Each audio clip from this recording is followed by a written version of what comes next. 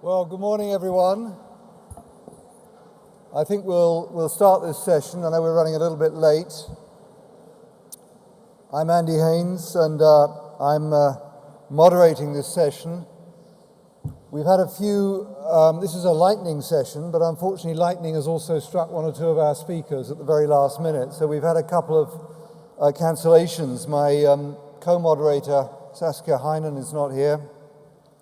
But we've also had cancellation from Caroline Lerscher from the University of Southern Denmark, and also from Annelise Depoux, who is the co-director of the Centre Virchow-Villemay in Paris. So we're missing a number of colleagues, but nevertheless we've got a very rich session for you. And of course this will also provide a little bit more time for the panelists to expound on their ideas, and also more opportunity to engage you, the audience, with contributing to the discussion, and also maybe some of your own ideas and innovations. So the theme of the session really is about new ideas in planetary health, perhaps some discussion of new threats, new opportunities, but importantly, of course, new ideas about solutions, how we can deal with these combination of challenges facing us in the Anthropocene epoch. So let me start with the first speaker. I think it's going to be a video presentation. It's Ewan Deutsch, who's a PhD candidate here at Edinburgh, but he's now based in London. So I believe it's a video from our first presentation called the Urban Goldmine. Are we ready to run that now?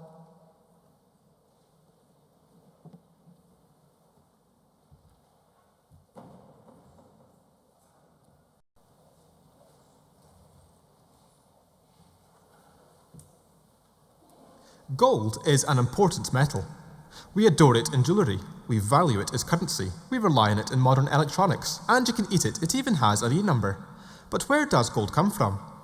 Gold is found naturally in rocks and ores, but only in a few places around the world, in really low concentrations, alongside other metals. This is a problem. We use incredible amounts of energy and resources, including toxic chemicals like cyanide, mining and processing tons of rock to get just a few grams of gold out. This all has a severe and detrimental impact on the environment and our health. We need a better solution. From 1 ton of rock you can get up to a gram of gold, but you can get 300 grams of gold from 1 ton of mobile phones. It's therefore much more efficient and environmentally friendlier to recycle gold from waste, electrical and electronic equipment called WEEE instead of mining it. Around 40 million tons of WEEE is sent to landfill every year. This is an urban gold mine. But WEEE has many metals in it, and gold's not the most abundant one in there.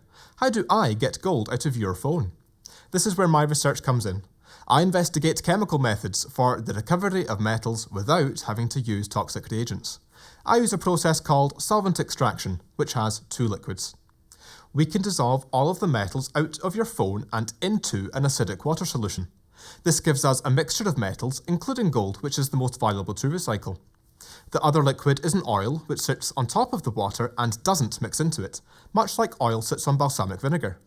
I design molecules called extractants that transport the metal of choice out of the water and into the oil. If we can do this selectively, then we can separate gold from the mixture. This is a sort of molecular level gold panning. We're sifting through all the metals in the mixture and only collecting the one that we want. So how do we get selective gold separation? Every metal in the water has a certain size, likes to form certain shapes, has a certain charge, basically has a preferred chemistry. For example, gold likes to form flat squares. Platinum likes to form octahedra. I design molecules that can discriminate between the metals based on these features, bind to gold and only gold, and transport it into the oil. This selectivity is a bit like the child's toy where you can't get the round peg in the square hole. My molecules are particularly efficient.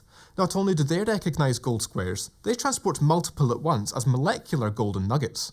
This gives us more metal out for less chemical used. We can then separate off the gold-containing oil and treat it to give us back the gold we treasure in an overall more efficient and less damaging process. At the start, I asked, where does gold come from? I'll repose the question, where should gold come from? The answer is we, because we are golden.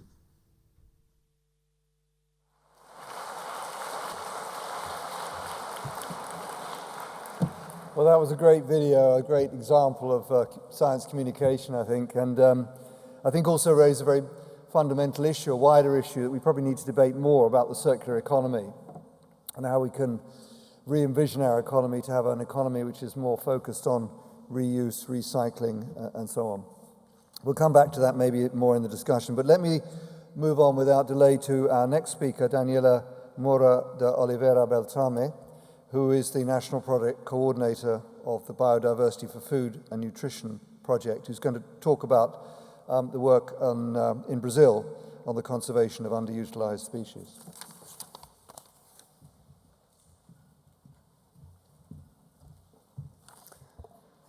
Good morning.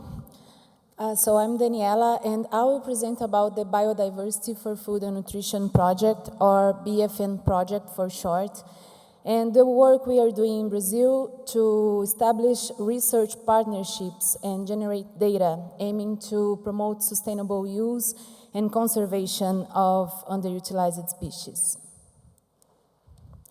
So Brazil is home to the largest portion of biodiversity in the world, and ironically, our agriculture is mostly based on exotic species. And so are our diets that are becoming more simplified. Many traditional and indigenous foods are being forgotten. And we eat less and less diversity of foods. And the country faces the triple burden of malnutrition that is common in many other countries. And it's the presence of hunger or undernutrition, overweight and obesity, and vitamins and mineral deficiencies. And as Professor Anna Meredith spoke yesterday, biodiversity is the basis for everything and is closely related to planetary health and to human health. And it's also key for more sustainable and nutritious diets. So we still have in Brazil many species and varieties of foods that are used at local and regional levels, and that present us with an opportunity to diversify our food systems and our diets. And at the same time, by promoting these foods, we aim to promote their conservation as well. So with that in mind, the project is working to increase the knowledge base about native species. We selected 70 fruits and vegetables from the Plants for the Future initiative, which is an inventory of native underutilized species with social importance and economic potential, and establish partnership with universities and research institutes across the country to generate food composition data, develop recipes, and conduct other types of activities, engaging more than 100 professors and students directly that are now acting as multipliers. So the data we found show that many of these underutilized species can be as nutritious or even more nutritious than other species that are commonly consumed.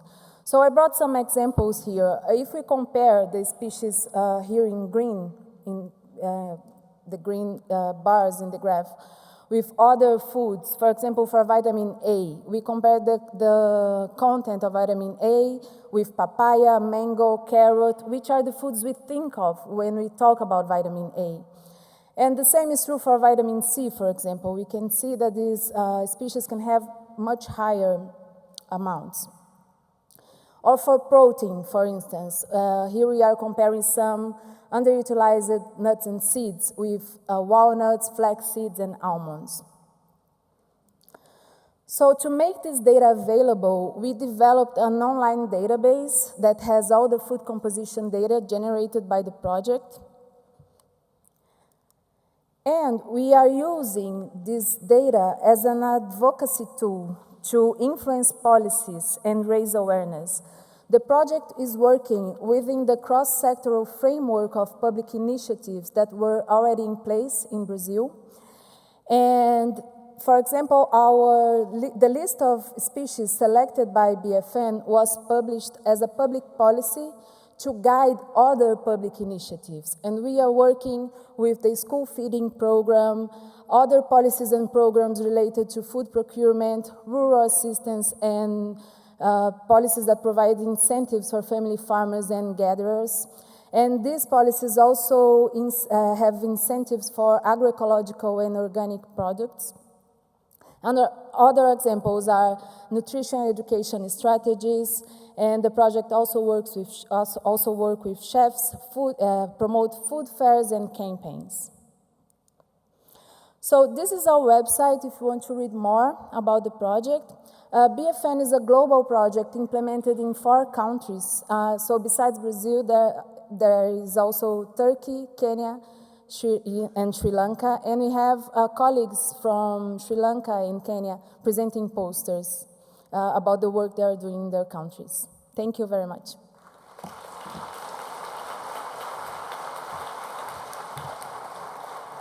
Well, thank you so much for a wonderful presentation, and I think it's worth reminding ourselves that Brazil is one of the very few countries which actually has dietary guidelines which include sustainability considerations, and we need a lot more countries to follow that lead.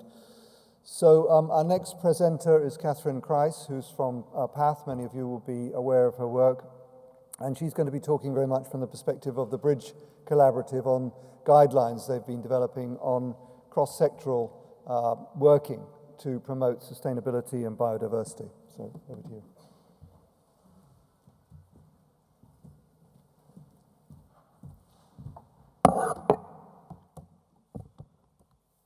I always feel like the Queen of England when I'm at these podiums. I'm never tall enough. Good morning. I am Catherine Kreis from PATH, and my crowning achievement is to have my name rhyme with my organization. So Cath from PATH, you're going to remember that. But today I'm here actually representing the Bridge Collaborative, which is a new initiative that was started in 2016 by the Nature Conservancy, Duke University, the International Food Policy Research Institute, and PATH. And it was really those organizations trying to get together to have a new way of thinking about program implementation from a cross-sectoral perspective. So we have an advisory council that includes a number of people from across sectors and from across the world. We have a secretariat that has representatives from 4 organizations, but we have a number of members from across probably 100 countries or so, organizations spanning backgrounds in policy, program, academia, and civil society. And the purpose is really to help countries, civil society, and academia to have the evidence and tools they need to implement programs on the ground. How are we going to practically solve solutions in a more integrated way?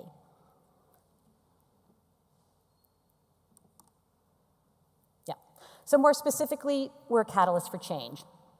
We act as a platform for cross-sector dialogue, working to bridge gaps among our sectors, and ultimately to help communities in the countries where we work plan, implement, monitor, and evaluate multi-sector programs. Our vision is a world where the big challenges facing the health, development, and environmental communities get solved. Our mission is to create the evidence and opportunity to solve those problems for both people and the planet that we share. And our objectives are to mobilize a rapid progression in how we address global problems, identify solutions, share evidence, and measure success. We aim to do this largely in 3 ways: aligning agendas across our sectors, so helping to set priorities for action, both globally and in response to and in support of government and community needs in countries across the globe. We catalyze action by engaging with teams to identify and act on cross-sector solutions. And we hope to fill evidence gaps by synthesizing knowledge across communities. So some of the examples of the tools that might be helpful for those of you who are looking for practical ways to solve problems across sectors. We developed a practitioner's guide that was co-developed by about 150 researchers, program implementers, policymakers from around the world, working in small groups to develop useful guidelines for cross-sectoral collaboration, including how to assess data and how we talk about outcomes from the perspective of a unified approach when our own sectors use very different vernaculars for the same set of concepts. And so that was a real eye-opener for me as someone who comes from the health perspective to realize that when I talk about impact, the environmental sector cringes because they always talk about negative impact and I always talk about positive impact. So really trying to find ways to help think through how we can better communicate.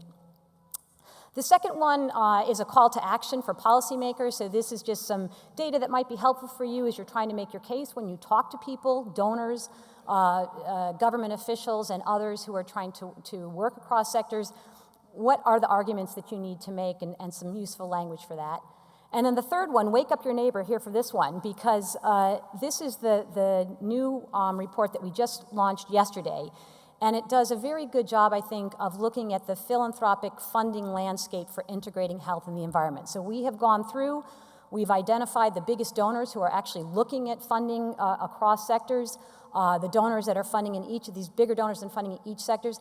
And the idea is to help you have access to the people who are willing to look at and understand and learn from cross-sectoral programming. And so we hope that it's going to be a very practical tool for those of you that are looking to implement programs. A real-life example of how those tools are being used, last week I spent a week in Uganda at an invitation by the Wildlife Conservation Society, the local organization there, and the Uganda Biodiversity Fund.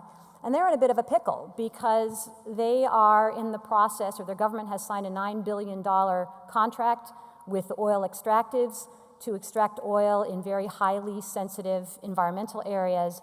And it's moving forward, and they're in the process of figuring out how they're going to deal with the environmental impact and how they're going to deal with the social and economic and health problems that are going to come along with tremendous influxes of people into these very sensitive areas. And what does it mean for the health system? What does it mean for water and sanitation? What does it mean for food systems?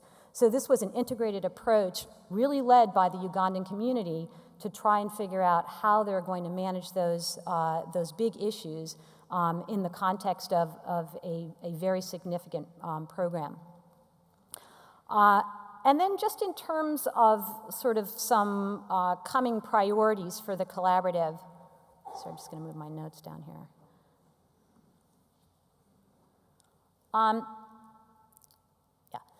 We want to provide tools to assist in planning and implementing multi-sectoral programs. So we hold things like workshop facilitation. We've sponsored some of those. We've had people who come in who are really used to working across sector that can help you if you're trying to build some sort of collaboration and think through some new ideas. We're preparing some case studies of real-world interventions that link outcomes across sectors. My group, for example, is working on clean cook stoves and looking at the health, environmental, and agricultural, women's empowerment kinds of issues that are linked to the use of those newer and cleaner cooking alternatives. We're looking to partner with influential organizations. I just had a meeting this morning with the Salzburg Global Seminar, Claire Shine, who's here, but thinking about how we engage and raise awareness for these types of cross-sector programs. And then engaging with the private sector. There's lots that can be done to engage the private sector, and we really need them to be part of the solution set.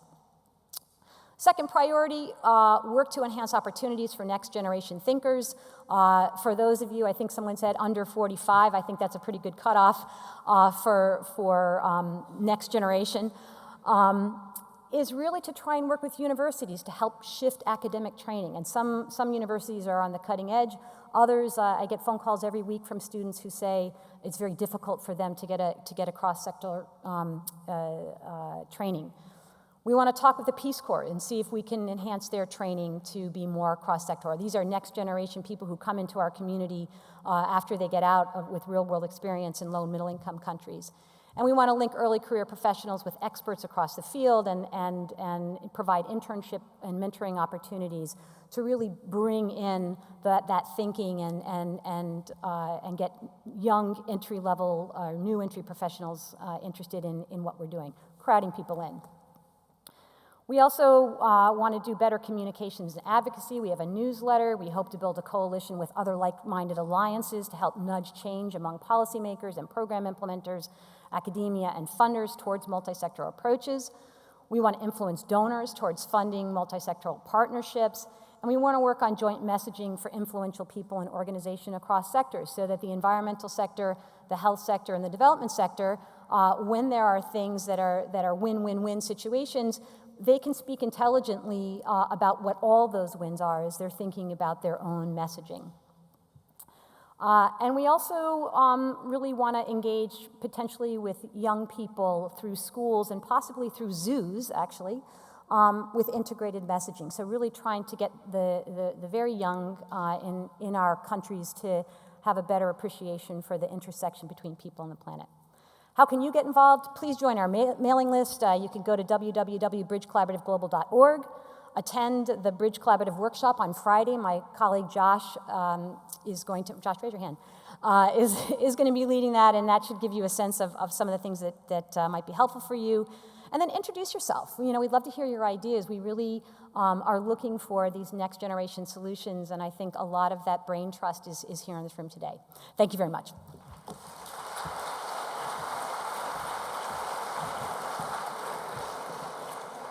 Well, thanks, Cass, for another great talk and reminding us of the really important work being done by the Bridge Collaborative, and also reminding us again of the need to be careful of our language when we're communicating between one kind of disciplinary field and another. We have to learn each other's language. Let's move on now to the next speaker, Catherine Fiorella, who's the lecturer in the program in public health at Cornell, and she's going to talk about important work in aquatic ecosystems. We probably haven't heard enough about aquatic ecosystems here, so this is a really important presentation reminding us of the importance of these integrated systems.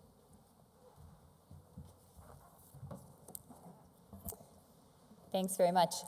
I'm Katie Fiorella from Cornell University, and I'm going to talk today about fish catch and fisher adaptations in Cambodia's rice-field fisheries. And so I come at thinking about planetary health and solutions in the field from a perspective of research and trying to quantify some of the impacts that we're already seeing so that we can think about distilling some of these global dynamics and how they're influencing households and come up with solutions at sort of a regional and local level for communities that will now have the data that they can start to think about how to mitigate some of these impacts. So 10% of the global population is dependent on fisheries for their food and livelihoods, and 90% of the world's fishers work in small-scale fisheries in developing countries. And the man in this photograph here is fishing in Cambodia's rice-field fisheries. And so when he throws out his net, a range of local and global environmental forces determine the quantity, the type of fish that he catches, and ultimately the quantity of fish that he brings home to his family to eat. And an increasingly important concern is the role that climate change is going to play in influencing the quantity of fish that he's catching. And so the research I'm going to present today looks at how high temperatures are affecting fish catch and consumption in inland Cambodia, and how fishers are adapting to those changes. And so we find that high temperatures are affecting fish catch already, and that fishers are already adapting to those changes, but they're not able to entirely mitigate their effects. And this map is showing global fishing intensity. 90% of our fish that have been assessed are fished at or above capacity, and projections suggest that with climate change, fish catch will fall by 3 to 13%. And so especially as we think about fish as a sustainable food choice, these numbers are really concerning. So most studies are using climate modeling and catch projections to understand these dynamics in marine systems and really helping us understand the global dynamics. And our research here is contributing a look at how household catch data in freshwater fisheries are also involved in these dynamics. So the effects of climate change in inland fish catch are less well understood. Freshwaters are shallower than our oceans, and warming may be more rapid there. The connectivity is more limited, meaning that fish may be less able to migrate.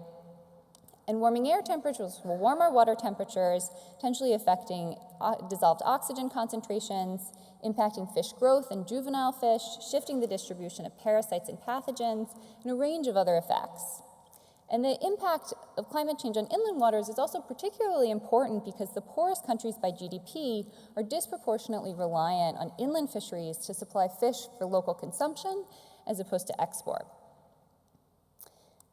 So to address this question of how climate change may impact small-scale fisheries catch and the health of those communities, we're analyzing data on fish catch and consumption for 400 households at 40 sites for people that are living in inland Cambodia. And this data is collected by World Fish. And so the households in our study are all in the floodplain of the Tonle Sap. They're rice field farmers and fishers. And we're examining catch data at 19 time points over 3 years, so collected every 2 months. And we pair this data with global air temperature data, and we're using a series of fixed effect panel regression models that allow us to think about the dynamics here. So there's a lot of diversity in this system, and we use strong controls for site, household, and temporal factors to isolate the ecological effect of temperature on fish catch. And so by looking at this high-frequency fish catch data, we're able to determine how changes in temperature today are affecting small-scale fishers and whether they're able to adjust to those impacts. And our findings have implications for the ways that climate change may continue to impact fishers, fish consumption, and the extent to which they'll be able to mitigate those impacts in the future. So to understand our results, we can imagine the fish here as an average household's fish catch. So an average of 71% of that catch is consumed. The remaining 29% is lost, processed, and sold. And our preliminary results show that high temperatures reduce the total harvest of fish by around 25%. By increasing their effort, fishers are able to reduce the effect of high temperatures on their catch by about 1/3, but still fish are the most nutrient-dense food in local diets, and any reduction in catch has the potential to impact household food security, the quantity of fish consumed, and nutrition. So with this research, we're able to quantify the realized impacts of high temperatures and whether small-scale fishers can adapt. And so among these communities, health and well-being are threatened by climate change in the future, and fishers are able to do some work in reducing the impacts of high temperatures, but they're not able to entirely mitigate their impacts, suggesting that we're going to need better management strategies, that the communities that are involved in this data collection will play a really big role in shaping some of the ways that these fisheries get managed, and hopefully this information will help them to understand and develop new solutions to really think about what they can do here, working with World Fish, one of our collaborators here. And so as we extend this research, we're aiming to also understand the additional impacts of changing flood patterns and the direct consequences that these environmental changes are going to have on patterns of fish consumption for these households. So thank you very much. I'm looking forward to talking with folks further during the discussion session and throughout the conference.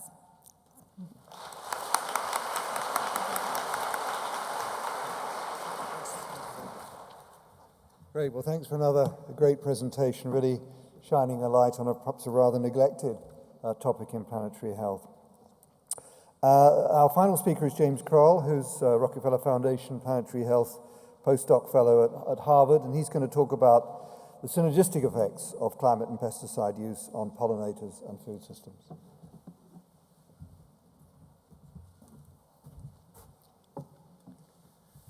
All right, thank you for the chance to be here and speak in this incredible setting. So my name is James Kroll. I'm a postdoctoral fellow with the PHA, and I glue things on bugs to try and get insight into how environmental change affects pollinators and the ecosystem services they provide. So there are likely around 5.5 million species of insects on planet Earth. I say likely because only about 20% of those have actually been documented. And those insects play a diverse and absolutely crucial set of roles in just about every ecosystem on the planet. So they're important herbivores and agricultural pests, vectors of disease. They are predators. As prey, they support wildlife populations and provide food to us directly. And as pollinators, they support biodiversity and support agricultural yields. So this biotic support system, however, provided by insects is facing really significant threats. So you might have heard Sam Myers mention this paper that came out last year, but showing that in protected areas in Germany, up to 76% declines in insect biomass in just the past 27 years. So among these declines, the loss of pollinators is of particular importance for the health of humans. And that's because about a third of our food crops depend to some extent on animal pollinators, and those crops, like fruits and nuts, are generally enriched for micronutrients like vitamin A and folate, and so their loss poses a direct risk of increased disease burden in humans. And so in my work, I'm a biologist, so I really try to understand the component of this system that is, how does environmental change affect pollinators and in particular bees? And so this is a look inside of the nest of my favorite experimental beast of burden. This is the common eastern bumblebee, the most important single native pollinator in North America. And what I've been working on is trying to understand in particular how exposure to neonicotinoid pesticides, and to save my tongue dexterity, I'll just call them neonics for short, but they're neurotoxic, relatively recently developed class of insecticides that are now the most commonly used across the globe. And so what I try to understand is how low levels of exposure to these affect the behavior and performance of bee colonies. And so the little backpacks attached to these bees allow me to use a computer to track the behavior, interactions, and activity of uniquely identified workers within a colony. In combining this with robotic approaches, I can follow the behavior of individual workers and whole colony performance across multiple colonies at the same time, round the clock for days or weeks at a time. And for all that complicated methodology, there's really a simple story that comes out of it, and that's that exposure to these pesticides, neonics, even at very low levels, causes widespread disruption of behavior. So there's a lot to be said about that, but I want to highlight just one important component of it. And that's if we look inside of a bumblebee colony, this is a young colony, just sort of developing, they're taking care of their developing young. If we look at the same scene through a thermal imaging camera, we can see that this might come as a surprise, but bees are actually warm-blooded, so they actively generate heat and incubate their developing young, and in a healthy colony, they can maintain temperature within just a couple degree range that is optimal for the growth of the colony. And that's in a healthy colony. What we find in colonies exposed to low levels of these pesticides is that that capacity is lost. They lose the ability to maintain temperature in that sort of optimal growth range. So what that tells us is that exposure to these agrochemicals not only has direct effects on the behavior of workers, it also has secondary impacts on the susceptibility to temperature variation and climate. So to me, the big lesson or sort of takeaway from this is that we're changing the environment in many, many ways. And all of those changes potentially have impacts on insects writ large and pollinators in particular. And if we want to understand not only the direct impacts of those individual stressors, but how they interact, the challenge of that is to develop better tools, and we really urgently need better tools for understanding those impacts and how they translate to impacts on pollinators, food systems, and therefore planetary health. With that, I'll stop my lightning talk, and we'll be looking forward to discussion. Yeah.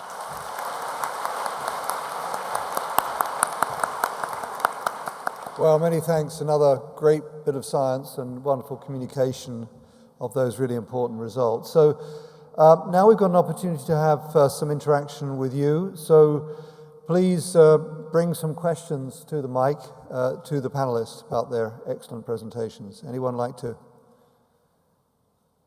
Yep. Please.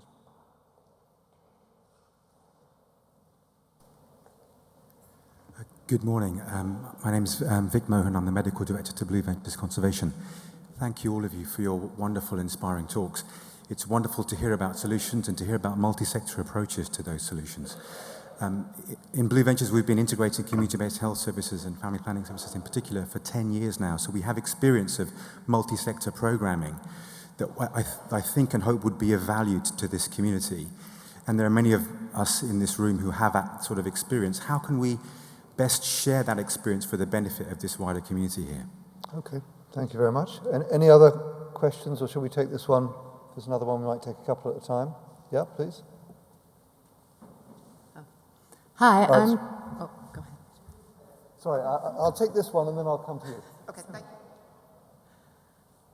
Hi, I'm Carol Devine with Doctors Without Borders, Médecins Sans Frontières, and I'm really pleased to be here, and thank you so much for the panel and everything.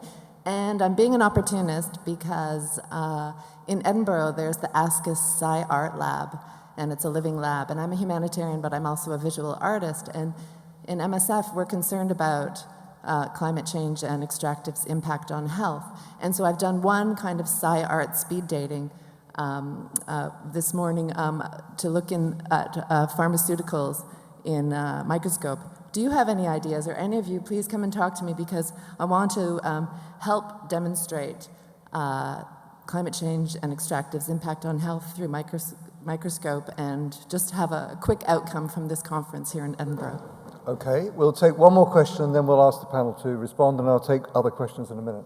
Thank you. Sam Sellers, University of Washington, Seattle. This is mostly a question for Catherine Kreis, although anyone on the panel should feel free to chime in. Cross-sectoral collaborations are not a panacea. I mean, they can be hard to coordinate everyone. It can be expensive. It can take longer than doing something as a single sector project. And so, your presentation talked a lot about the positive aspects of these sorts of collaborations. Can you talk a little bit about when it may not be a good idea to do something cross-sectorally, when an organization that's looking to launch a new initiative may want to just go out on its own, and what are the factors or conditions that really make for a good cross-sectoral collaboration? Great. So I don't know which panelists want to take the initiative in answering some of these. I think, Kath, you were asked specifically about one or two points. If you could kick off, and then I'll come to the other panelists.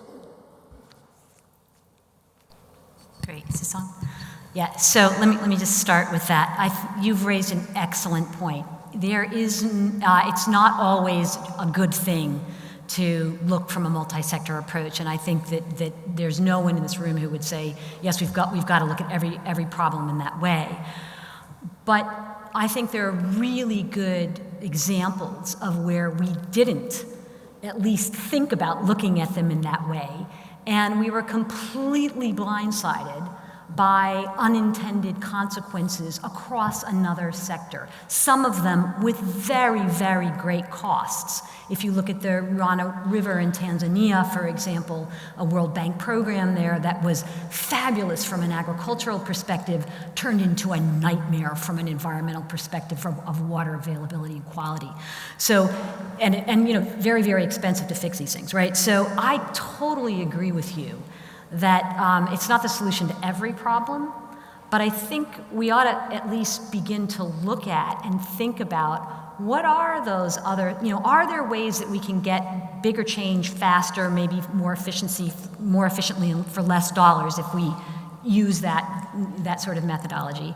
And also, how can we use that methodology to understand and think about upfront what those negative consequences across sectors might be as we think about our programs. But I completely agree. It's a Venn diagram. You may have some programs that are very, very health oriented and don't have much intersection with environmental programs and vice versa. But I think it's worth thinking about when it is appropriate to look at multi-sector approaches. And increasingly, as we look at the big public health problems today, air pollution, water availability and quality, food systems issues, migration, these are ripe for cross-sectoral planning and programming, right? So, I think as the challenges that we're facing from a development perspective writ large are shifting, our understanding of the way that that our development has affected the environment in particular, it's a good time to start thinking about those. And I think your point is very well taken that it's not applicable in every situation. Let me bring in some of the other panelists. Do you want to respond to any of the points that were raised by the people from the floor? I can take a crack at the visualization. So I just wanted to highlight what I thought was a great question or point about the need for visualizing and the challenge of visualizing effects for sort of communication. So when I think about my own work and thinking about insects in a planetary health lens, I think one of the real challenges is that so much of the environmental effects on insects compared to, say, vertebrates is it's really hidden from us. So a real challenge is to understand and communicate what's happening on a small scale that is often really hard for us to actually see, but is massively important for the functioning of our ecosystems and therefore our health. So I don't know if I really have an answer to that question, but I wanted to sort of highlight that I think it's a really important challenge, and would be happy to kind of brainstorm, or if any other folks have ideas on how to do that kind of visualization. I think it's a really important challenge. Okay, any other final comments? Perhaps we'll come back to some of this, some of the people where we don't get a chance to answer all the questions, I think, because we're under some time pressure, but maybe people can come up to you. So I think for Miko, I don't want to be accused of left-right bias here, so I'm going to take another one from the right side. Hello, this is Fumiko Kasuga from Future Earth Global Secretariat, Japan Hub. I would like to ask Kathleen in terms of Cambodian studies. And my question is regarding the inland fishery in that country. Have you compared or consolidate data with the fish catch from the river or aquaculture in the land? And the next question is whether could you share with us the dialogue or conversation you have with the fishermen and farmers in terms of the problems they should solve, and what kind of processes you have taken with them? And last, apart from the questions, I would like to share some examples taken in Japan. Some farmers, rice farmers, are keeping domestic ducks in the rice farm and lessen their use of pesticide and any chemicals in raising rice. And after the cultivation of the rice, we eat the duck as well. Okay. Thank you. We probably need to give Catherine time to respond, yeah. Sure, thanks. Thanks for those questions. So the data that we're thinking about in terms of fish catch, to tackle your first question, is what these households are catching from all sources. And so in this setting, these are folks that are living in the floodplain of the Tonle Sap Lake. And so it includes any fish that they might be catching from channels, from ponds, from rivers, or sort of more standing water bodies year round. So it's looking pretty holistically at their catch. For these folks, for these households, they're not getting much of their catch from aquaculture. They're not generating much fish from there. The rice field fishing system is, in some ways, like we'd like to think about it sort of as a continuum of production. You know, you have something that you might think of as a totally wild-caught fish, you might think of something as a totally farmed fish. There's a lot of space in between. And so sort of being on these landscapes that are part of a production agricultural system, you kind of have something in between. And so we tend to call it a wild-caught system, or not an aquaculture system, but I think there's sort of a squishy middle to that to some extent. And so we are capturing that whole picture of where they're getting fish from, which is many different places, and it really varies seasonally too. And then in terms of the dialogue that we're having with the fisher farmers, so one of the potential solutions to sort of orient this way that is being thought about in the system, where there's a lot of variation year to year. There's a lot of variation during the year because these rice fields are flooded by an annual flooding season from the Tonle Sap itself, is whether sort of inland protected areas that are community managed might be one way to help mitigate some of the effects of climate change in these communities.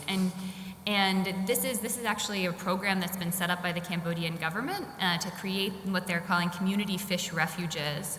And so the organization that I work with is working with these communities that are managing their fish refuges to try to support them, to give them give them more tools to collect data about what's going on in their fish refuges so they know. And what we're really finding so far is that this local management strategy holds a lot of promise because the changes are happening at a local scale, and they're best positioned to really see what's going on in their individualized setting, and they can sort of respond to it quickest with solutions that work best for them. And so what we're hearing from them is really that they're quite concerned about the changing patterns in temperature and flood, and those dynamics matter, and they're really looking for ways we can start to think about solutions. And it's a vexing problem that the government is really thinking hard about, but it's certainly not one that's yet been totally tackled. Thank you. Great, thank you very much. Well, look, we've got two other questions. I think we haven't got time for responses, but at least we can have the questions on the basis that asking a good question is often the most important thing. So let's hand over to you. Thank you. My name's Vlad. I'm a student at Harvard. So I specifically had a question to James regarding the bees. So nicotinoids have specifically been blamed on colony collapse disorder, CCD, but that's been decreasing since 2006, whereas mites, which are sort of the primary reason why hives start to disintegrate, an untreated hive has about a 90% chance of falling apart and dying if it isn't treated for mites. And one of the big issues is mites are becoming more and more resistant to any sort of forms of treatment. And so in a way, sort of we have these superbugs with antimicrobial resistance, and sort of what your thoughts were with neonicotinoids and specifically how these mites are killing bees. Thank you. Okay, thanks. Well, I'll ask, perhaps I won't give you time to respond now, but maybe you could respond directly to the questioner. And one other question over here. My name is Marcel Dieke from Wageningen University in the Netherlands, and I would also like to make a comment on neonicotinoids. When neonicotinoids are being discussed, then it's usually like, okay, we're going to ban them, and in Europe 3 neonics have been banned now. The responses then are, okay, we're going back to other insecticides, and then usually it's going back to the previous generations of insecticides that are not necessarily better for the environment. Yesterday and today we've heard pesticides several times, and I think it's really time to come up with solutions where we can say, well, we can do agriculture, we can do health improvement without any insecticides. And I would say, let's see whether we can make a world without insecticides. A lot of people will say that's impossible. I have several examples that really show that we can do much more without insecticides, and we don't need to rely on these insecticides. It's a paradigm shift, and I think it's important for planetary health. Great. Well, thanks very much. I think that's a really important point to end on. And I think we've had a great panel, wonderful speakers, great communications, and really important ideas. So please join me in thanking all the panelists for really excellent presentations.